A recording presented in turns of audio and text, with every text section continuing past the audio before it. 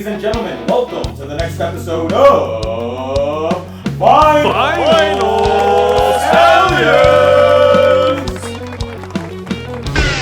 On today's episode of Vinyl Stallions, we have a fantastic guest. We have Mr. Nick Chagin. Nick is a vocalist, keyboardist, and just lover of music.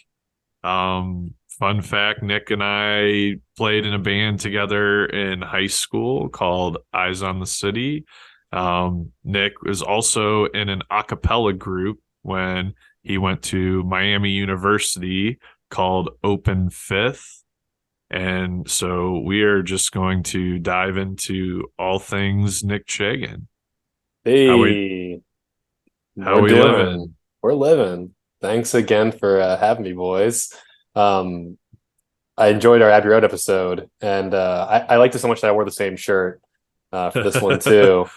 I thought it went so well. But we're doing well. Thanks so much for having me, fellas, and excited to bring a new perspective to the musical discography that is Vinyl Stallions and talking about a genre I'm gonna guess you haven't talked about yet, because it's so weird and goofy and what many people immediately think of as the Pitch Perfect movies. So excited to dive deeper into acapella. Has Pitch Perfect put acapella on the map more, or has it damaged it more? Oh, that's an excellent question. It is definitely both. Probably more the former. It's really made it a much more known phenomenon. And actually, like, the competition in Pitch Perfect movies, like, those are real competitions. My group actually participated in one. Like, the actual, like, singing and dancing thing, it's real. But at the same time, it makes it look super nerdy. And it is nerdy. It is a bunch of, like, people in a room reading sheet music to cover a song. But I was so immersed in how production can turn vocal harmony into something that sounds like really, really cool, and not just like do wop da da bop do wop da bop. I'm singing Beach Boys and I'm singing, like, the Temptations, stuff like that. So yeah, Two great bands though. definitely. But okay, so another thing I noticed though, like in the Open Fifth album, at least the one that you're on, it almost sounds like there's like beatboxing too. Oh yeah. So every group ideally should recruit a beatboxer. And I can play a couple tracks for you if you'd like off of one of the albums. I was on 3 albums during my time at Miami. Top Shelf, Late Night, and our Christmas EP, Snowed In. Okay. And all 3 have definitely have beatbox where appropriate. And the producer who we hired to help produce our last 2 albums, really well known in the acapella space. The guy who helped master our albums masters for Pentatonics. So they know how to turn beatboxing into, like, a full drum kit, where it's almost like there's multiple tracks of the beatboxer, like, making up a bass noise and a snare with his mouth, like a hi-hats, and then they just do it 100 times over until they can make this just, like, really crazy sounding drum loop. Okay, yeah, I didn't realize you were on 2 others. I'm guessing so. Late Night was the one that I knew about. Yeah, the Christmas album, I guess I should have just put that together based on the timing. But what was that third one? Top Shelf. It was Okay. it was an EP that came out in Is 2014. Is that like not on Spotify? It was. They may have taken it off. Yeah, I only see Another yeah. Round and Snowed In. Must have not made the final cut. I don't know. I haven't been there for 7 years, but looks like they took it off. Top Shelf got canceled. Yeah, sure did. We shouldn't have. Oh no, I found it, but they we can cut this part, but they removed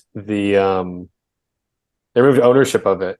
So it's just out there in the Oh. ether as a various artist album, which is interesting. I wonder but if that it's a copyright thing.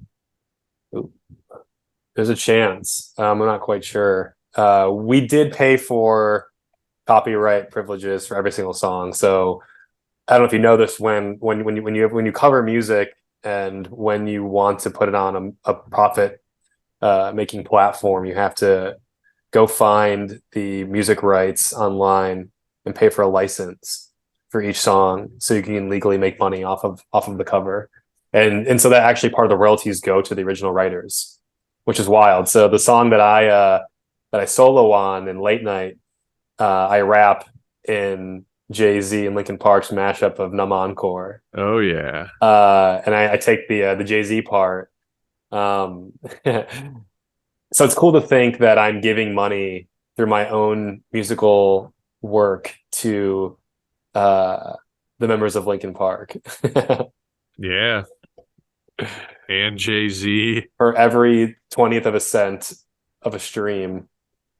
You just bought Jay-Z some new shoes, man. You're welcome. You're welcome, Jay. Mr. Z. So did you do choir like a lot in high school or anything along those lines? No. So it's actually really funny as to how I got into this. I had no vocal training whatsoever. I'd never been in a choir. I'd never been in like a real musical in high school or in grade school, and I really never sang. It just so happened that like my closest friend was trying to start a cover band with a guy on our baseball team, junior year of high school, and I was like, hey, I can sing in the car sometimes. I could pop by. And so Adam, myself, and a couple other guys are just playing in a garage doing really shitty Green Day covers, like really bad.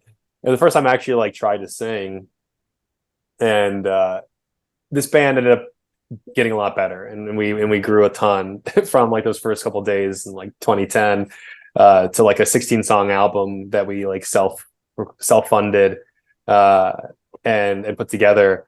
And it was after that experience with Eyes in the City that I was like, I want to do this in college. Like the most fun I had in high school, bar none, was like that 1 year of like really being in a band, like getting to play live and write songs, being in a recording studio. So I went to Miami hoping to start a band. And like I went to like the Facebook group, you know, the class of 2016, as you would. You went to OU, right, Spruce? Yep. Yeah, or at OSU, Adam, and like you're like popping in like into like the Miami University class of 2016 Facebook group. And I'm like, who wants to start a band? I sing, I play some keys, and try to get some guys together. And in order to like prepare for that, I'm like, maybe I should actually get good at singing. So I thought about auditioning for the like the men's choir on campus, what's called the Miami Glee Club. And I auditioned for it. I didn't know how to read music, and I got in. And I quickly came across in this choir a cappella group. And what's crazy is like some of the guys who were in that group are like my best friends today.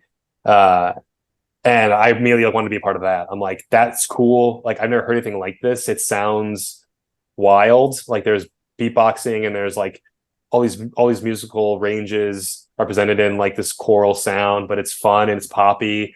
And choir didn't really resonate with me. I didn't like singing Latin or like, you know, Spanish or even like Italian music or even like Latvian. You could sing the most random languages, and I just didn't enjoy that. So when I came across like pop acapella in college, I was like, I got to be a part of that.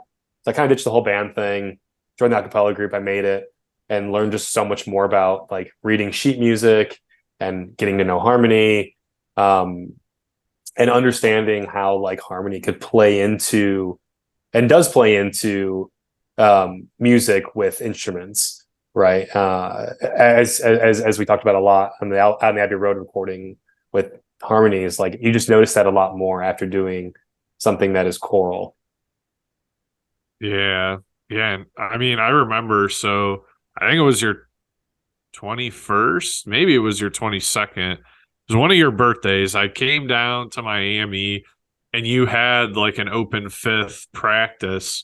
I remember just like sitting in there observing, and I was just like absolutely mind blown and just like how fucking good everyone was. Like people just be like talking, and then like mid sentence they're like singing half the sentence. I'm like, these people are awesome. They just like love singing. What's so funny is like these were all like by every loose definition of the word bros. Like they weren't like just music geeks. They still like to go out and hang with people and do Oh fun yeah, things. we partied our dicks off that weekend. Yeah, that was a given. But they just like enjoyed performing, and most of the guys who were in that group, like did like choir in high school or something. And there are a couple who were in bands at some point. A lot of people who had just been involved in music and listened to it and consume a ton of it. But just like the coolest people who like many of them will be at my wedding soon. So super fun too, because as you go through 4 years, you know, the group changes and the dynamic changes and the voices change. So it's almost like if you're in a band and, you know, each year the guitarist is changing it up. It's just leaving and someone new comes in and they have a different sound, they have a different style, they bring a different tone to the group, or a different drummer shows up. It's kind of like that, but every single year. So you really That's learn like how to Pearl Jam for like, I want to say like the first 4 or 5 Pearl Jam albums, they have a new drummer. And on one of them, they literally fired a drummer halfway through recording an album. it probably totally changed the sound. But in a unique way, not necessarily a bad way. Yeah, no, that's nuts. Okay, so have any of the dudes in Open Fifth, have any of them like gone on to have like a solo career or join any bands that you know of like since their time there? Yeah, great question. There was like my first year, there was a group of 4 guys who, after graduating, auditioned to be performers on a cruise ship and did that for like 9 months, and they were like the entertainment on a cruise ship. Uh, my best friend from the group, Aiden, he's actually in a cover band. Like they're a wedding band in San Francisco, and like Okay. they dominate like the market down there. Like they have weddings every single weekend throughout every summer. And I'm trying to turn it like into a franchise where like the brand, the songs, the choreography can be replicated at every wedding, at every performance. So he's still musically active. There's a couple of guys who try to spin off and do their own acapella thing. There are a couple of guys where I'm like, you should have done something by now. I don't know why you haven't. Like just like ridiculously raw talent that like that you see like on The Voice or something. And I was never that talented. But there are some guys where I'm like, you should fucking do something. Why are you working in insurance? Like, or whatever. Like try that. I don't know. No shade to anyone who works in insurance. That's just a random profession. Yeah. Yeah. Sorry if anyone out there works in insurance, but you I better worked in start insurance. singing. I worked in insurance in college for a minute. And it's nothing wrong with it. Make a lot of money. Anyways. So Nick, what are some artists that you just like in general? What is just some music you find yourself listening to? Yeah. I mentioned on our Beatles album review that like the Beatles sort of changed the way that I approach music and the kind of art acts I listen to. I'm like really honestly agnostic to a lot of country, to a lot of rap, to a lot of like EDM.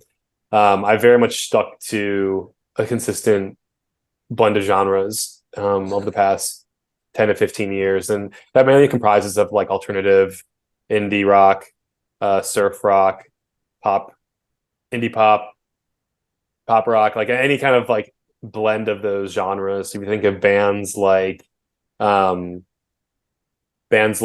I've heard this a couple times on your show, the 1975, Coin, Walk the Moon, like Cage the Elephant, which is like a little bit different, a little harder. Yeah.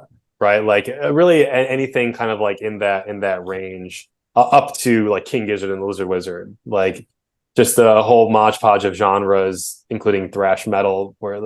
So I really kind of span the spectrum, but stay pretty core to like alternative rock. Do you ever like, are you fond of any specific like a cappella groups in general? Like, do you find yourself listening to that at all?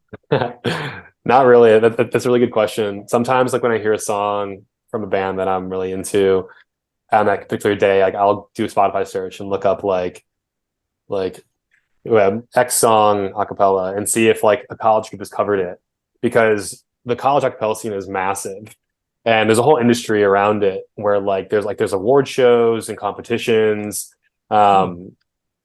So every single year, like a lot of top groups in the country will submit their newest album for like a big panel review, to be given this award. It's kind of like the Grammys of acapella. Like, so every year, like Pentatonics, for instance, like they're the one that everyone hears about, right? Every single year, like they're submitting their records to this competition.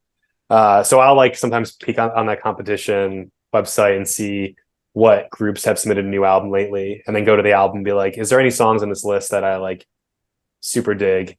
Open has actually been in part of that competition 3 times. There have been 3 songs nominated to a couple different awards, and we lost Pentatonics. We lost Pentatonics in 2016 for best holiday album, which is like one of our claim to fame. But so I'll go there and be like, oh, like what's Pentatonics singing these days? But it's not like an active like interest where I'll like go to an acapella show.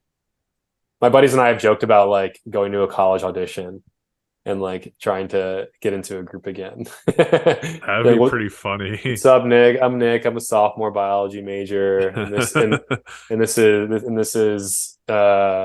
is Gaia by King Gizzard. Yes. I am no one. I am everybody. Oh, that's actually you. That's low-key a great.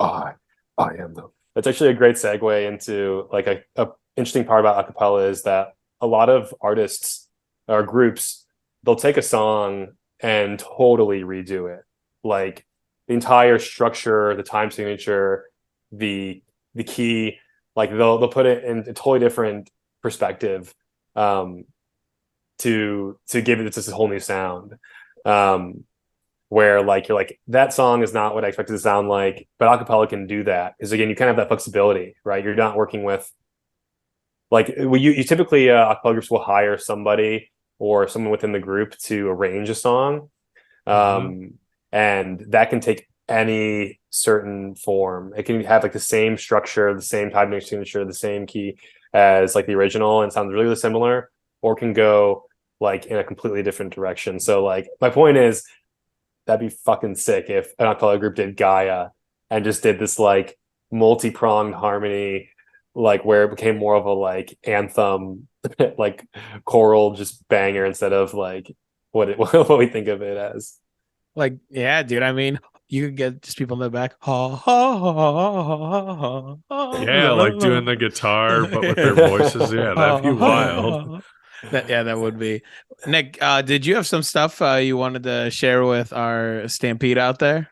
Yeah, for sure. So I just wanted to like, the reason why I want to play a couple tunes for you, or at least a couple parts from some tunes, is because a lot of people sometimes think of acapella as this just like really like all white dude, like just snapping and like singing doo-bops, and like it sometimes can be a lot more complex than that. And this is where like music, like recording, makes the experience so much more fun than performing live sometimes, because like when you record, you have these producers who know how to modify the sound to make it sound super full, super energetic, and not just like doo-wop. And people in groups do like really cool covers of songs.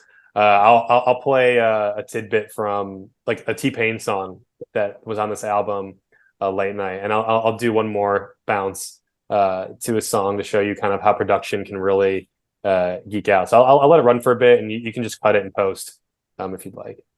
Okay.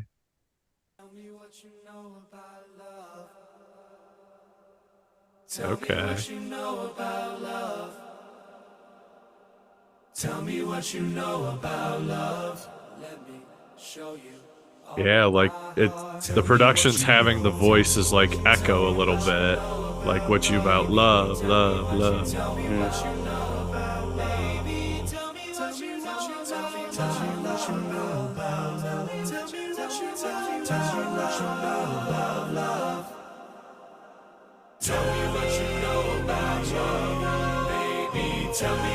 know about love, baby. Tell me what you know about love.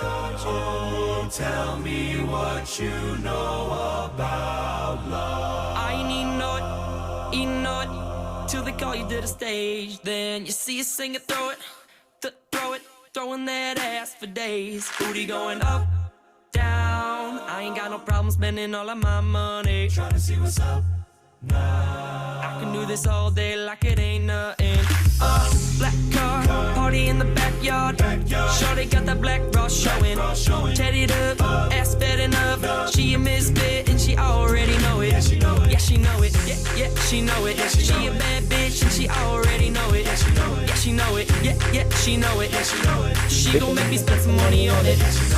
Whole bank account and I'll blow it. Go do it, shorty, and bring some money in. All right, you heard that time. Yeah. Wait, and you said that's a T-Pain song?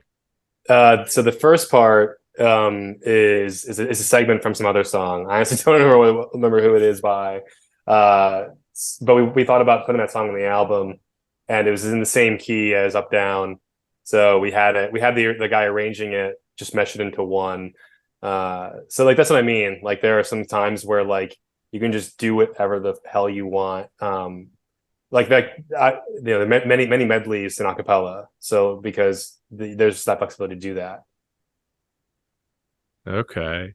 Yeah, no, that's awesome. And dude, that guy, like, what would you call it? Soloing? The guy who's singing the verses, like, what a voice. Is that Ian Healy? No, that's Andrew Lombardi, who you've met. Yeah, I remember that kid. Yeah, super talented singer, and it's fun too because we didn't really give a shit, and like we're swearing and using like the original versions of songs, and then like the university's paying for it. And you'll hear that in my solo as well if you ever want to play it. So I mean, just I wanted to point out there, like when you listen to the production, you listen to the bass, and you listen to the drums. Like it sounds like drums sometimes, or it sounds like a synth or a drum pad, which is kind of like an unfair advantage that a lot of acapella groups will take advantage of, where it's not just like it's very much produced and auto-tuned or modified to sound more like an actual drum kit, but can really do fun things with it. So last thing I always want to play for you is like this breakdown of a song by The Cab with a mix-in of a Rihanna song that has like a truly wild bridge that almost doesn't sound like it could be a cappella because it's just so produced. But this song was nominated, or actually was put on an album of the year in 2016, which is really, really cool. This features Aiden, the singer I mentioned, who leads that top-notch wedding band in San Francisco. Yeah. What's their band called? The Fresh Makers. Okay.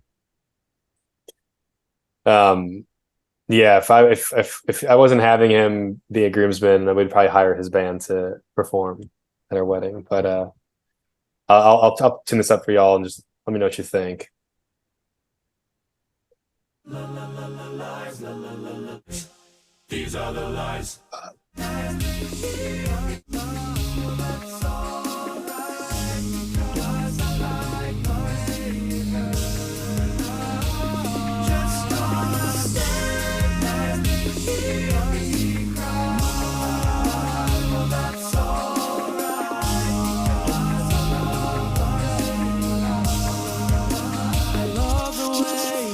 These are the lies. These are the lies. These are the lies. These are the lies. These are the lies. These are the lies. These are the lies. Oh, hell yeah. These are the lies. 'Cause the truth is I'm about to lose it. Don't think I can do this if I'm not with you. 'Cause the truth is I'm about to lose it. Don't think I can do this if I'm not with you. 'Cause the truth is I'm about to lose it. Don't think I can do this if I'm not with you. 'Cause the truth is I'm about to lose it. Don't think I can do this if I'm not with you. These are the lies that I tell myself and Yeah, that's wild. So, okay, is like the very, very backing beat, is that All the Lights by Kanye? No, Like what the drum is kind of doing? It sounds like it. that may be an intention of the producer on this track.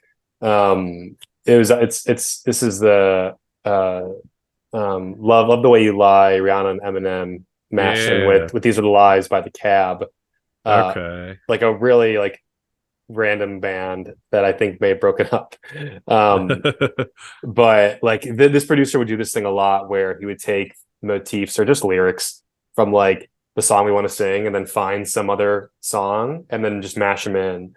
So we have like These Are the Lies mashed up with Love the Way You Lie. The song up here, Waves, we had mashed up with Maps by Maroon 5 randomly. We put in I think a couple others throughout the album. Oh, there's this is a Christina Aguilera cover, Beautiful. And in there we have a piece of You're Beautiful. James Blunt. James Blunt. Yeah. So we had that kind of like consistent production throughout the album, but no, in this particular track, like it's super like overdone to where it almost sounds like dubstep. And there are some groups that do this super well and some producers that can do this really well to make it like a lot more fun again than just like doo-wops. So I thought that'd be interesting for your audience to hear. Yeah, it was. I appreciate you diving in. This was a very unique thing we don't usually do on our times, but it was very, I don't know, helpful on my end to just hear the production side of it and kind of where the thought was, where the head was. And then again, I just can't believe it's a cappella at so many different points throughout this whole album. It's so well done. And honestly, I gotta just dive in a little bit more. So you're saying there's albums on albums being produced by just college groups out there, and it's funded by the universities? Like, damn, does it get much better? Yeah, I actually think it was because of us that like they stopped funding a cappella recordings. Like we kind of figured out that we could do this, and because the student government, at least at Miami University, and I know at a lot of other schools, like they finance student projects, but like we also happen to find like one of the most expensive producers. I mentioned the guy who produced Pentatonics. This is a $15,000 production, which like isn't that much for big groups, but like Eyes in the City, our album was like $3,000 on the high end. So yeah, like we're using student funding to pay for it, and it made a good brand of Miami. Like our names are next to University of Michigan and Dartmouth and Harvard, like these elite schools that produce elite talent. So I consider it a fair ROI for the university. So you're welcome. Yes, forever engraved as well. Yeah, and actually one of my best friends from high school, she ended up joining a cappella group at OU. And we I think my group's Open Fifth is still friends with their groups to this day. So it's a fun community of nerds who like to sing, like to harmonize, but also like to party. Yeah. What's interesting is, so I ran that whole album, I want to say like yesterday or 2 days ago, and like how you finish it and then Spotify will play something that's like it deems as similar. I got like bluegrass after. So I was like very fascinated at how like Spotify and their algorithms determine that a cappella and bluegrass are like similar. That's geeky. I have no idea why that would be. If you go to like Open Fits fans also like section, it's just a bunch of other acapella groups from around the country. And I'm looking for like a bluegrass artist. But nonetheless, like that's fun. I That's rowdy. wonder if I can spot any. Is Pentatonics from Cleveland? I don't know why I always heard their name growing up. They are from Texas. Okay. Well, then Cleveland fucking loved them because I just remember hearing their name all the time around here and them like grade school and stuff. But yeah, man, it's a unique genre. Again, it can get that general stereotype over it because certain bands, like I said, the Beach Boys and stuff, have put it on a map in a sense, but it's way more intricate and way more I don't know, there's thought with every single noise that you hear. I guess just like every album, but the fact that it's only coming out of really one area and it's out of your mouth, then makes it unique as shit. So yeah, no, I appreciate you diving into that. It's like, I don't know, a world I'm blind to. Yeah, just start searching top college acapella groups. Go on Spotify. All these albums are on there. A lot of your top 40s, but a lot of deep cuts that you'd be like, oh, I know that song from this random album in 2011. Like I remember, like, well, the last thing I'll say, like Adam, I remember listening to y'all's episode on top songs, or I think it's top songs of 2022, or top albums, and you gave a Dr. Dog shout out, and I was like, oh yeah, heck yeah, like it's a indie folk, like just well-known group. And I remember hearing a Dr. Dog song on an acapella album from like some random college group, and I was like, that was lit. Like that was super tight. And because it's the kids coming into the room, they're like, hey, I listened to this song, like we should consider singing it. And then they'll like arrange it and maybe record it. So you might find some deep cuts on the Spotify search that's an acapella version. Yeah. So that, I think that was top albums of 2016. Yes. But yeah, that's right. Yeah, that was Abandoned Mansion, the album, which it was like kind of like folky. Yeah, they're like, I don't know, psychedelic indie folk. They're a very interesting band. Oh yeah, kind of like Fleet Foxes or a group like that. It's a little out there. Yeah. Okay, so let's talk live music for a little bit. You got any interesting concerts that you're going to this upcoming year? Yeah. I've been to a few fun ones over the past couple of months. Like so full disclosure, I spend probably way too much of my disposable income on concerts. It's like, you came to the right place. I know I did. I for sure know I did. So like in the past few months, I saw the 1975 on there, Being Funny in a Foreign Language tour. We were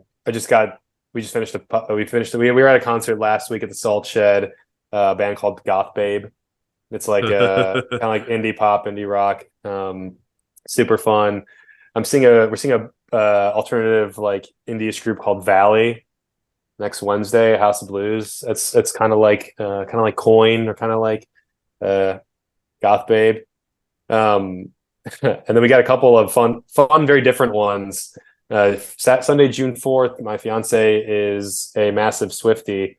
We're going to be on the floor in Soldier Field for Taylor Swift, which should actually be like mega epic. I'm like super stoked for it. Wild. I'm not a big. Go ahead. Sorry. All I was going to say is I'll be at the one the next weekend in Detroit, and I'm not a Swiftie either. Neither is like my wife Gabrielle. Really, it's so one of her good friends is, and like Gabrielle likes it enough where she was like, "Yeah, I'll go," and then I was just the plug that landed them the tickets, and I was like, "Well, this is like a massive cultural event, honestly, at this point, so I'm just gonna go for that." I'm going to be wearing like either a Dave or a Fish shirt and just like be hanging out with all the Swifties. That's awesome. Yeah. Soldier Field. That's That's crazy. And yeah, we're not like on the floor or anything. We're in the lower bowl, but we're not like on the field. Mm-hmm. Yeah, okay. Sorry for that sidebar. What else you got? No, yeah, it's going to be absolutely epic.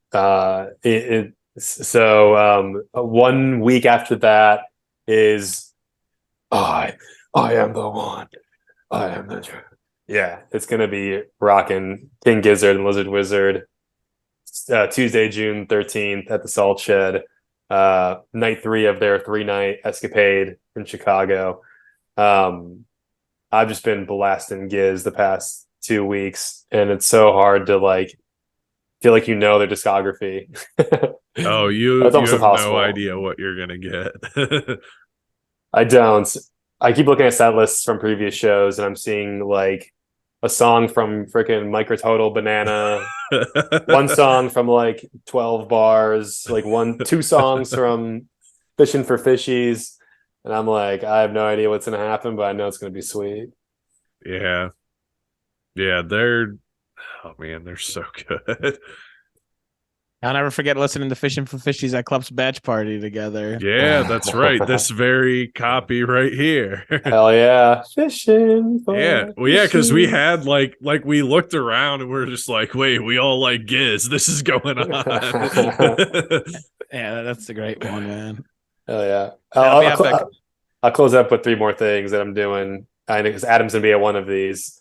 I got 3 festivals this summer. I know that Spruce, you're a Rue guy. I got 2 days of Rue in me, Saturday and Sunday. Oh, those are some killer lineups this year as well. Sunday's the Foo Fighters Day, isn't it? Sure is. And then who's the Saturday? Odessa. Okay. Is Tool there this year? They're not. I think it was last year. Was that last year? Okay. Who else is there? Because I know, isn't Kendrick Lamar there? Kendrick Lamar. I'm gonna name bands probably that I like more than the really well-known ones. Like Hippocampus is there this year, and Paramore will be there. Rainbow Kitten Surprise. The band Camino, super awesome, like heavy alternative rock band. I'd say Wolfpack. Oh, you guys are Corey Wong fans. Yeah, Yeah. Wolfpack would be crazy to see live. Corey Wong's doing a super jam. That's gonna be damn. Yeah. Yeah, you like, yeah, that's like, honestly, that will probably be like just as good as some of the headlining bands. Oh, Adam, Humphrey McGee's is on Sunday. I gotta go see that for you. I've never seen him live. Dude, I'm telling you, you will get your fucking mind blown. Humphreys is nuts. Just be on like, when you say stage left, does that mean from the audience's point of view? No. Okay, so that's like from the performer's point of view? Yes. Okay, so then you want to get on stage right. You will be like in front of like one of the best drummers and one of the best guitarists in the game. I'm in. You don't have to convince me. So there's that. There's Pitchfork for a day at Festival in Chicago to see Bon Iver. Big Bon Iver fan. And then day 3 of Lollapalooza, my bachelor party. Adam will be there, kicking into the Peppers. Chili socks and all. Yeah, that's gonna be crazy. So yeah, Spruce and I went to the show in Detroit last, what was that, August? With Chris McDowell, actually. Yeah, that was absolutely insane. Because we saw them at Lollapalooza in 2012, but there was no John. Yeah. And so what'll be like way different is we're not going to get any of those I'm With You songs. Like, I want to say we got like 5 or 6 songs off that album. I mean, it was the I'm With You tour, but they didn't play anything that wasn't on a Frusciante album, for better or for worse. Because I don't know, man, I really like the One Hot Minute album. Sometimes I wish they would bust out like My Friends or Aeroplane or... This is all I got for you.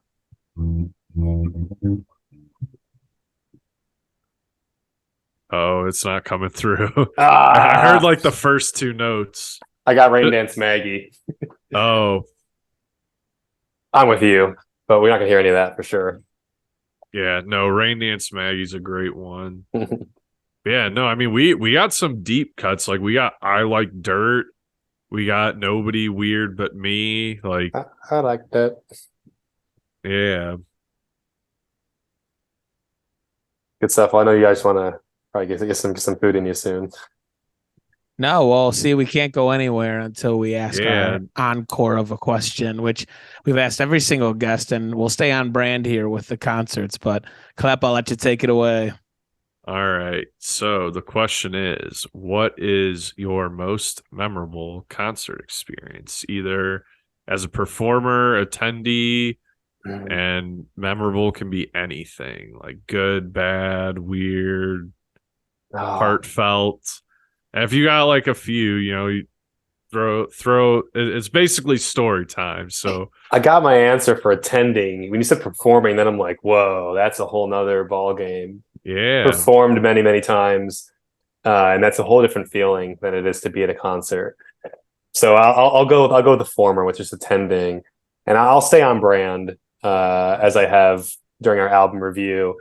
10 years ago, almost to the month, my first Bonnaroo, 2013. Me and one of Adam and I's old bandmates, Jeff. We were 19 years old, going to just an absolute crazy environment, and Paul McCartney was headlining. And I don't know if you know this about Bonnaroo, but at this festival, you don't just have like it's not just like an open field at the headliner stage. They have like a bowl, which is like a pit, but it's like fenced off. And the way it works to get into the pit is you got to wait in this line off the side. And at any point you can go into the pit before a performance happens. Then once performance is over, you got to leave and you're out of the pit. So in order to be front row for Paul McCartney, 2013, we had to wait there for like 12 hours. And we did. So like it's 10 a.m. in the morning on Friday. And like we're waiting at this like gate for them to open it up to the center route, like to the main field or to the what stage, the main stage. And when they do, it's like a stampede of people sprinting like a half mile to get a spot in this line for the pit. In the process of that, like one person got trampled. Jeff like stayed behind to take care of them, and I was like, "I'll come back for you." Psych. To block up a spot, I'm carrying like a massive backpack that has like sandwiches and like a bunch of drinks at the time, back when you could bring stuff into a festival, not get it taken. So I have like a 80-pound backpack on. Then we sat there for like 12 hours. We missed like an insane amount of good music that day. I think like, on our stage alone, you can't see it from where you're sitting. We missed like Passion Pit and Trombone Shorty and Local Natives. And I think Wilco or someone performed before them. Damn. Or before Paul McCartney. So it was finally time to go. And then there's the bum rush up the pit. And same thing happened. Someone got trampled. Jeff got, I'll come back for you. And I locked up the spot in the front row. And that was just like epic for many reasons, of course. Seeing a Beatle in the front row at a massive festival with 200,000 people. But it just being like my favorite band and getting to see Paul that close up was like just mind blowing. And I'm guessing, did he play like a solid mix of just like his solo stuff and Beatles stuff? His set list has been really consistent throughout the past decade and a half, probably. If you look at any set list, you'll see a lot of the same stuff, which is like 70% Beatles, Okay. 20% Wings, 10% like new stuff. Okay. Like maybe 2 songs that he just released in the last like 2 years. But you get every Beatles hit. I saw him again in 2018 at Austin City Limits, different festival. And he closed that set with Golden Slumbers, Carry That Weight in the End, which was like rocking. It was absolutely wild. That's crazy. Yeah. And I think he does that all the time now. So a 80 year old Time's Running Out tour has to be coming soon, and we'll be there. That's amazing. Yeah. Yeah, that's a bucket list I have to see. You are also not the only person to throw a Paul McCartney into their most memorable here on Vinyl Stallions. Yeah, So, that's right. Josh Mounts. yeah, so clearly, I guess that guy has made a mark in music. Something like that. Great question. I want to hear your guys' answers to that, but if you don't have time, that's okay. No, I feel like so we've actually had this question turn on us a few times. I feel like I've given a different answer every time. Yeah, I honestly, I mean, you guys can answer and I can let this thing roll, but I have food at the door that's just been waiting there, so I'm gonna go grab that.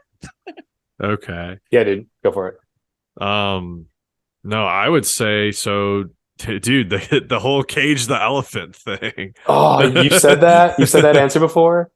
I don't know if I have. I'm using that right here, right now. Hell yeah, dude. I always think about that show. Dude, like, because that was I always think crazy. about that show. In hindsight, so brain dead, but I just didn't know what was gonna happen. Like, and then this guy just like, hey, you want to crowd surf? And I'm just like, yep. I feel like dude. I've definitely told this story on here at some point. But yeah, get crowd surfed to the if front. you haven't, I'd love to tell it real quick. Okay, yeah, let's get it from your point of view. The year is 2011, and this is when festivals were, like, in my opinion, super amazing because they had so many rock groups, and it wasn't like the top 40 or top 20 like random arbitrary rapper at a headliner slot. We got Muse, we got Coldplay, we had Eminem. Side note, that is why I haven't been to many festivals in a while. You got Arctic Monkeys, you got we mentioned Foo Fighters. Yep. I mean, Black Sabbath. The next year we saw Black Keys. Sabbath. Yeah, it was Chili Peps. Wild. So 2011, Adam and I are 18, or about to turn 18. Summer going in our senior year of high school. Yeah, First wait. Lollapalooza. I was only 17. I was like 8 months away from 18. Yeah, I was a month away from 18. Bottom line, very young, and going in just to like a whole new world that I don't think we were fully prepared for. And this new band had just released their first album, and they're called Cage the Elephant. They're performing at the PlayStation stage, which is like this like smaller, all cement stage across from the entrance of Grand Park, where a headliner will perform. Yeah. They're not in a headliner slot. They're performing at like 4 p.m. Later that night, Adam and I got to see Arctic Monkeys, and following that would be Foo Fighters. And this is before smartphones. This is before like find my phone location services. I had a Sprint slide, like it was like an orange phone, right? Like the ones that slid and you had the QWERTY keyboard. And you used something similar. And I had a flip phone. Oh my god. Yeah, so suffice to say, if we got lost, we wouldn't really know what to do. And we weren't smart then, so we didn't make a plan in case we got lost.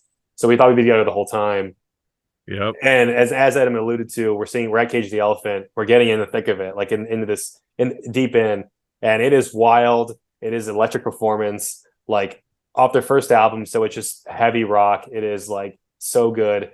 And some like massive, like 6'5" dude. I think though their second album, they were playing some songs off of it, weren't they? Like I feel like we got the song Aberdeen played. Oh yeah, you're absolutely right. We got Aberdeen, and I think Birthday is a song, or 2024 is a song off of Thank You Birthday. I think that's what it's called. Yeah. Thank you, Happy Birthday. Happy Birthday. You're absolutely right. Because I just heard them for the first time junior year of high school when they released their self-titled debut album. Mm-hmm. Yeah, so the 6'5" guy is massive and is like, if you don't notice at a music festival, to like get out of the pit, you want to get crowd surfed often because it's the easiest way to like just get out of there and it's kind of fun. Or you could like go through the crowd behind you and like scooch your way and sardine your way out of the crowd. So a lot of people like to get crowd surfed.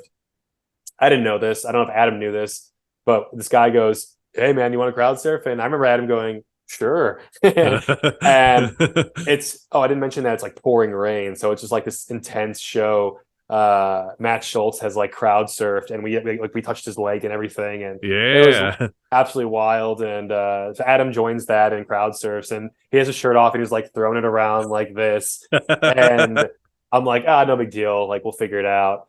My phone dies, and had no service, of course, either. I don't know. Yeah, if it didn't Adam's- matter because like I tried calling and you couldn't get any call to go through because the towers were overloaded because of Lollapalooza. It was impossible, and we didn't set a meeting point. So, kids, if you ever think you're gonna separate him, set a meeting point. We did not. So I'm like, maybe I'll find him somehow. I know he's going to Arctic Monkeys next, so I'll head over there. Nope. Didn't see him there, of course. It's a massive field. There's like 40,000 people there. So I saw Arctic Monkeys alone. Adam saw Arctic Monkeys alone. And then we both saw the Foo Fighters alone. But I know we both had a great time individually. I was having a blast with like random people around me. Yeah, You make friends sometimes at these things. absolutely. The close of the story, I know that the concert, we can get to that, but the close of the story was we're staying at my dad's apartment, my dad's condo, and I don't have my phone working. I don't know if Adams is. So I have to walk home, and I walk to West Loop in Chicago, which is like a 45-minute walk.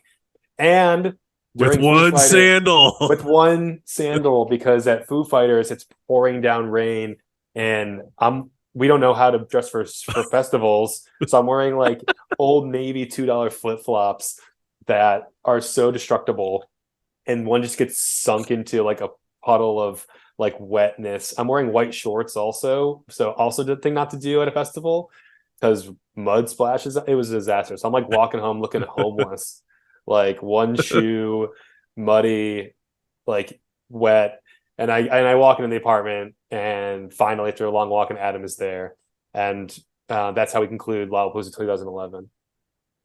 Yeah, I had like no idea what to do, didn't know where I was or anything. I remember, so dude, I called your dad and like could not describe to him where I was at. Like he was like freaking out too. He's like, "Where's Nick?" Like what the hell happened? I'm like, I don't know. I don't know. I'm 17. Don't get mad at me. Just come pick me up, please. I'm scared and alone. Yeah, that concert, I think about it a lot because I think about some of the best concerts I've been to in my life. And there have been many. Like I've been to many dang concerts where I'm like in a pit or like feet from the artist, or where the performance is just so memorable that I'm like, that will stick in my brain forever. And the Cage the Elephant performance is one of those where like you see a band just rocking and it's pouring rain and they don't care, and it like almost makes it better. Like it just makes them like Super Saiyan mode, right? Yeah. So that's a great answer. But I know you've been to like 1,000 other concerts, so I'd be interested to hear some other time the other ones.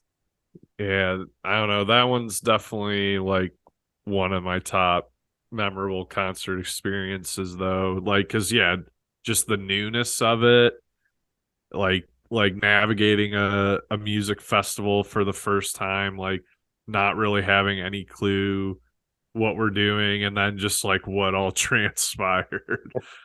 Totally showing our novice experience to music festivals and to concerts in general. Yeah, and I mean even that Friday, like we got like I feel like we got shell shocked at Coldplay because number one, the people right in front of us were laying out on a blanket, like smoking weed, like a lot of it. And like, you know, we still had our innocence then, and we're like, what? Are they really just gonna do this right here? Yeah. My back hurt. I remember it was hurting so bad because I had to like sit down for like half the show, or what it felt like half the show. Like that day we got rickrolled at some EDM to Skrillex, and we're 17, and it is like a dangerous environment to be at. And I'm like, what is happening? I don't know if I want to be here. But it's fun because I've been to like 15 festivals, I think. And that was the first one. Yeah. Yeah. Going to Lollapalooza 2023 for one day this summer to make it the 6th time I've been to Lolla. Hell yeah. Well, yeah. Let's Being do in it. Chicago, it's gotta be Gotta be one of the easier ones to make. Oh yeah, and we'll have Jeff there too. So it'll be the 10-year reunion of our Lala experience. Hell yeah. That'll be fun. Absolutely. Yep. All right, so you guys heard it here. Mr. Nick Chagin, acapella extraordinaire, vocalist, keyboardist. But yeah. Thank you. I'm super Klep, and I'm Spruce. and this has been another episode of Vinyl Stallions.